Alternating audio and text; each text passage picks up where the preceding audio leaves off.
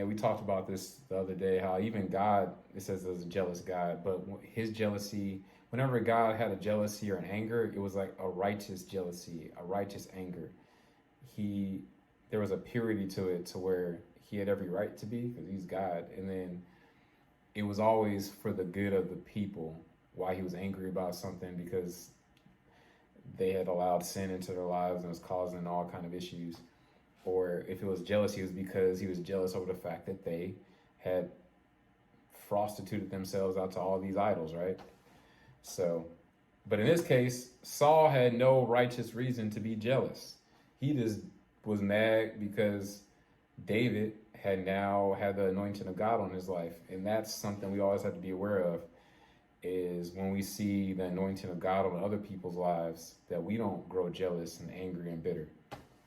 Which is one of the reasons why sometimes, a lot of times I try to stay off of Facebook and Instagram because I already know sometimes I'll see people post all their highlights of what's going on in their lives. And I'm like, man, it's just the natural human side of me is like, man, I wish I was doing that, or wish I had that kind of money to do this or go on that kind of trip.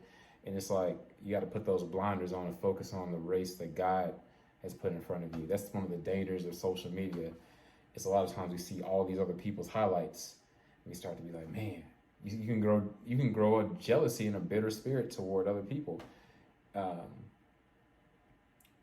without even trying.